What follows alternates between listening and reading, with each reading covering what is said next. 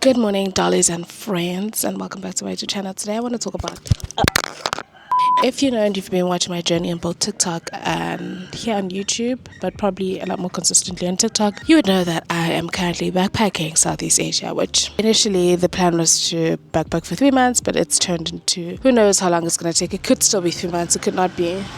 So to balance my travels, I'm constantly alternating between staying at hostels and using Worldpackers, which is something that I really want to get into for the video, because I've had a lot of people, specifically South Africans, that are interested in using this platform, especially because I imagine some of them didn't even know it existed and some had been a bit scared. But is it a scam? Is it? No, I'm here to tell you that it's not. Worldpackers is essentially an app that helps you, that allows you, or encourages. Tell me, did I choose the worst spot to be filming this? Worldpackers is essentially an app that encourages Worldpackers is essentially an app that encourages you to volunteer in exchange for accommodation. So if you're traveling to a place, or you have interest in traveling abroad, or even within your country, because I can assure you, I can guarantee you, there is an experience in whatever country that you're from. So if you're intending on doing that, but you're kind of low on the budget, that's where Worldpackers comes in. It allows you to go to these homes. Sometimes it's people's homes. It can be establishments in the form of hotels or hostels. It could be a farm. It could be a project. It could be anything. They need someone to volunteer in those projects in exchange for accommodation. And as you know, when you're traveling on a budget,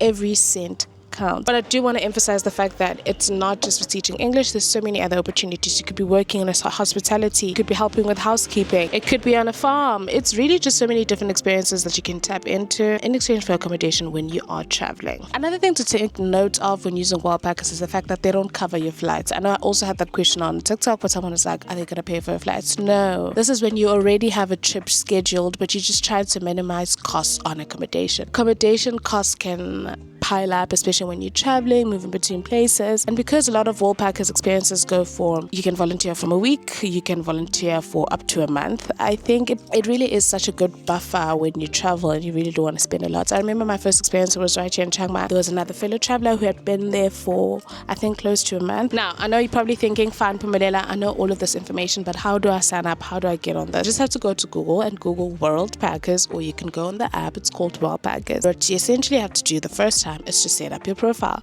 The reason why is because you're obviously going to be applying to volunteer with this host. It's not just going in there and it's like, this is what I choose, and then you just pick a date and you show up. You have to apply, but it's really not a hefty process. You first have to set up your profile, where you're just going to answer some simple questions about yourself. Tell us about yourself. What are your travel interests? Have you traveled before? Where have you traveled? If you haven't, it's still not a profile. This is just a profile to make sure that you kind of match with your host. I mean, as much as you're looking for someone to host you and you're looking for someone who's reliable and it's credible, they also are looking for volunteers that are credible and they have some sort of backstory about what it is they're doing, right? After you've set up your profile, you pay a membership fee, which goes on for an entire year. So in the beginning of February, when I knew that this is something that I wanted to do, I was sure that I wanted to travel. Even though I was still caught between traveling Africa or Southeast Asia, I was still torn between the two. I knew that wherever I go, I'm going to be using this platform. And so I set my account up in February. And so what that means is that from February 2025 until February 2026, my membership will still be running. So no matter which country I go to, no matter how many experiences I accumulate or I go to, it's going to be at no extra cost, because that's what my membership covers. Okay, so now back to my personal experience. I was volunteering at a homestay right here in Chiang Mai, where I was teaching English. And I just want to put this emphasis that part of the reasons why I do volunteer is not really, yes, it's in such a cool way to be able to save money, and really it does go a long way. But I think also for my personal reasons, it's just for me trying to contribute to the communities that I visit. And if that's something that's a cause that's important to you, this is why I'd also champion for it. So I was teaching English, and I would be teaching it online at a homestay. So I applied, the host reached out to me. I sent my application, we were communicating, get the option to accept your application. You'll get an offer and then you'll accept. So the host is like, hey, and then they'll send you an offer and then you can accept. And so once I got to the place, what I was basically going to be doing was teaching English to people. It was really conversational English more than anything, for a period of 4 hours. So a day in my life included waking up, obviously going to have a shower, starting my day, and then I'd have a rundown of whatever lessons I'd be having each day. It wasn't set in stone. Maybe throughout the day, I'd get throughout the hours, as hours go by, there'd be another lesson added. Even between those lessons, there was some time in between. It was just basic conversational English for the most part, especially because this is not your class for the entire year. So you kind of probably don't even know about what the level of this person is. You're probably not even going to be here the following week. So it really wasn't a lot. A lot of the lessons I had especially were people that just wanted conversational English. They were already very good. Some just wanted to practice their English. They know some English, but they just wanted to feel a lot more confident speaking English. At my experience, there were other teachers that were not native English speakers. So do not worry not if you feel like, oh, but what if I'm not an English? It doesn't matter, or at least it didn't with my experience. There were people from Austria, there was German speakers, there was Portuguese, there were Mexicans. You need to filter your experience based on what you want to do.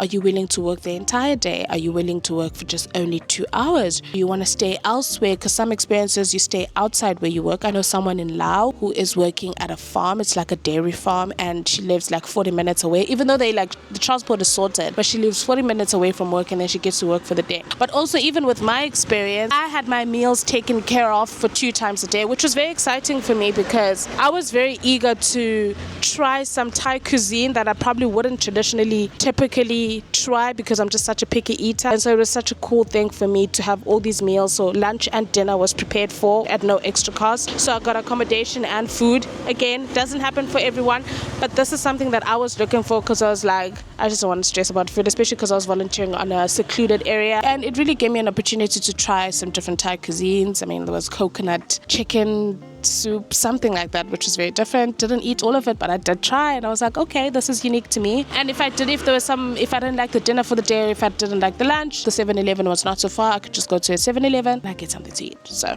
can you travel this way full time? I think so. I know other travelers whom this is their way of traveling. They just decided, listen, I don't want to go back to my home country. But if you're on a gap year and you feel like, listen, if I can just gather some money to leave my country, I'll figure out everything once I get there. I definitely recommend it, especially in Southeast Asia, because it's so easy to navigate between all these different countries that are all it's just so much more easier to navigate all these countries. It's like so connected. It's easier. The transport is reliable. It's really not that expensive to go from country to country. I really think that it is something that you can do on your gap year. Balance it with the hostel stay here and there, which honestly, if you apply in advance, I think that's a pro tip when you're doing Worldpackers. You have to apply for a place in advance because a lot of good experiences are sold out by the time you want it. I was looking at experiences in Krabi, and the dopest ones, like right now as we speak, it is July 21st. The next available date would be, I think it wasn't even August, I think it was October. So that's just another pro tip. If you know that this is what you want to do, you're fresh out of high school, you're fresh out of university, and you're like, I don't know, I would recommend you look into this just if you can. I know this is not something that's accessible for everyone, but if you can just get yourself out of the country. Even in South Africa also, if you're watching this from South Africa, I'm a South African, I just want to encourage you that there's so many experiences even within South Africa. There were some that I did want to try, but because of time restrictions, I just couldn't do it. I know in Cape Town, there's some experiences where you can volunteer at a hostel. You can also